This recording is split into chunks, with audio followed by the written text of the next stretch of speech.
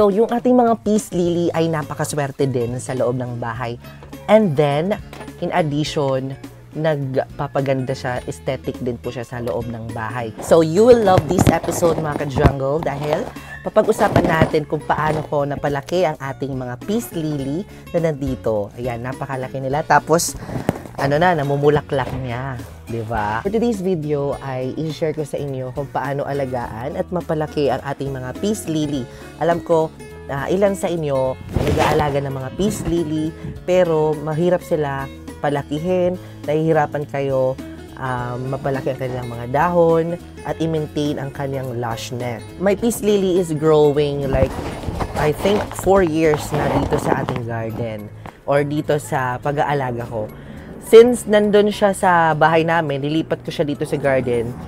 Pero ganito na talaga sila kalalaki. Nung una, medyo nahihirapan ako sa pag-aalaga dito. Nung una, medyo nahihirapan ako sa pag-aalaga ng ating mga peace lily dahil nag-a-adjust pa siya dito sa ating garden o dito sa pag-aalaga natin when it comes to indoor. So, nalagas muna yung kanilang dahon. Yun, isa-isa. Tapos, nag-grow again. So, simulan natin sa pag-aalaga. I mean, sa pag-share when it comes to sunlight. Okay. So, when it comes to sunlight requirements, ang mga gusto ng ating mga peace lily is outdoor and indoor. So, ibig sabihin, pwede siya sa indoor and pwede siya sa outdoor. Bakit ko nasabi na pwede siya sa indoor at outdoor? Kasi na-experience ko na sa pag-aalaga dito, napasok ko siya sa loob ng bahay. Okay naman siya, pero parang gusto niya lang ng nasa malapit sa bintana. Yan, gusto niya lang malapit sa bintana. Pero pag nasa outdoor naman, kayang-kaya niya naman yung full sun. Yun lamang, medyo hindi nagiging green yung kanyang dahon. Di ba kung makikita niyo yung mga landscaping na garden, landscape na mga garden, meron silang mga peace lily na nilalagay, di ba? Kasi nga, para mas mapaganda ang kanilang garden. Dahil namumulaklak ang mga ganito. Ang kinaganda dito is long-lasting yung kanilang bulaklak. Matagal itong di pares ng mga rose at saka mga orchids na medyo madali lang silang matanggal. Pero ito hindi, matagal. Like 1 month, 2 months, matagal. Ito, 2 months na ito nandito. So, yun, yung mga peace lily natin when it comes to sunlight, sa indoor, ay dapat malapit sa bintana kung sa loob ng bahay. Kung sa outdoor naman, pwede sa shaded area.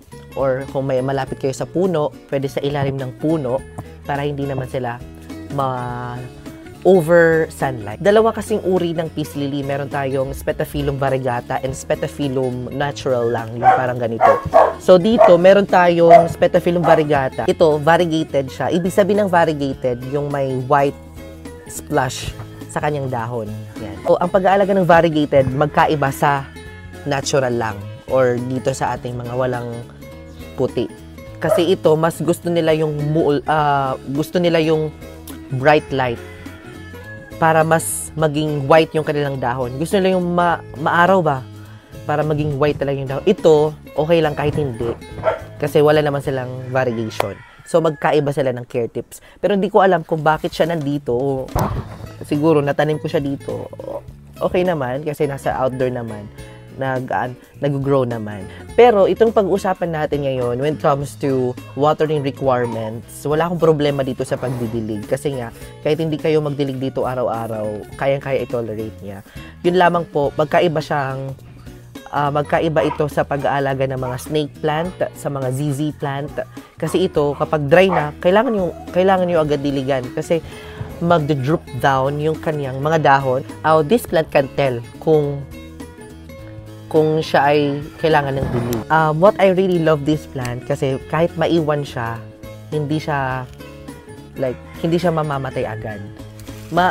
Mag-drop down lang yung mga dahon nila, pero pag madiligan siya, babalik ulit. Hindi paras ng ibang halaman, pag hindi siya madiligan like 1 week, as in, patay talaga. As in, wala na. Pero ito, babalik naman yung kanyang mga dahon.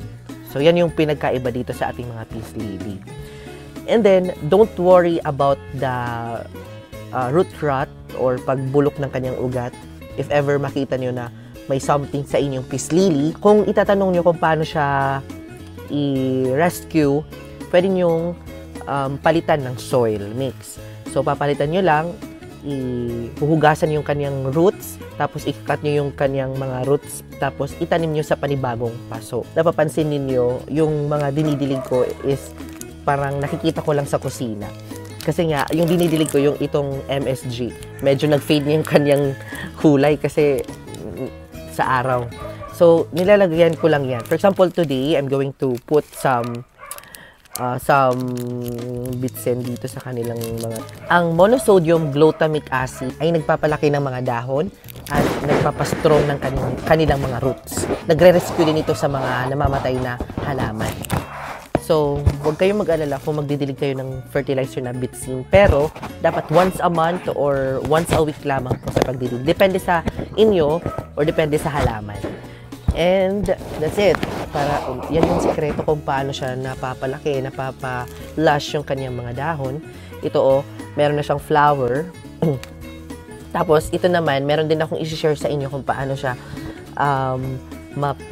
mapapa-flower o mapapa-bloom. Actually, walang sekreto sa pagpapa-bloom ng ating mga peace lily. Pero meron akong one thing na i-share sa inyo paano siya mapapa-bloom. Actually, i-place nyo or i-question nyo sila sa medyo bright light. Kasi, pag ganon, mas magfa-flower ang inyong mga peace lily. Yan. Ito, hindi to flower. Ito yung inflorescence. Tawag ito, inflorescence lang ito. Pero yung flower talaga niya ay dito. So, when it comes to propagation o pagpaparami dito, you can do sa dividing, paghati ng halaman through cuttings. Hindi cuttings, through the mother plant, from the mother plant. So, ikakat nyo lang, simple lang, or kung may mga suloy na may mga suloy na tutubo dito, pwede nyong kunin. Ayan, ito yung natanim ko last week, guys. And nag-a-adjust pa siya ngayon. Galing yan dito sa mother plant niya. Kung napanood nyo yung ating reels, ito yung ating tinanim. So, ganyan lang, dividing, you can cut or you can, sa mga bagong suloy, pwede nyong kunin tapos itanim. Simple lang, di ba? Mabilis lang naman sila mapalaki. Yan. Basta, ugaliin lang may ugat yung itatanim nyo kasi hindi tutubo sa kanyang cuttings. So, yung ating mga peace lily ay napakaswerte din sa loob ng bahay. And then, in addition, nagpapaganda siya, aesthetic din po siya sa loob ng bahay. Kaya naman, kung gusto nyong bumili ng mga peace lily, meron akong TikTok shop. Doon mabibili yung peace lily natin. Pwede kayong bumili doon. Napakamura lang. Tapos kapag dumating sa inyo, buhay talaga yung plants. Yan. Meron tayong supplier nito.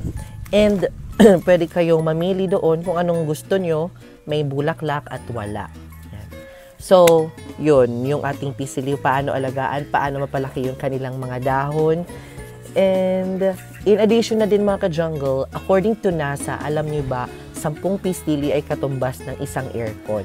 Medyo lalamig ang inyong bahay kapag meron kayong mga peace lily sa inyong bahay. Kaya naman, pwede kayong, kasi naglalabas siya ng oxygen tuwing gabi. So, parang according to NASA daw, ay napapalamig ang inyong kapaligiran kapag may mga peace lily, 10 peace lily. Yan. And it promotes what do you call this one? It's promote a healthy living kasi nga yung peace lily nagtatanggal ng negative energy.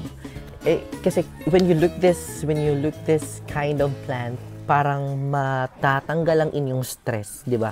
Scientific name of this plant is Spetaphyllum. Ayun.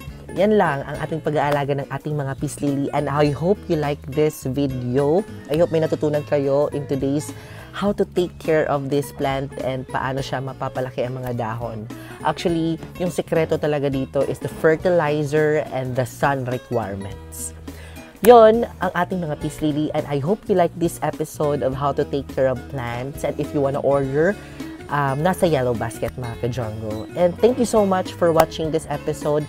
Ang next episode ay i-share naman natin ang mga iba't ibang klase ng mga halaman na papaswerte. And I will see you next episode mga ka-jungle, because more plant, less stress.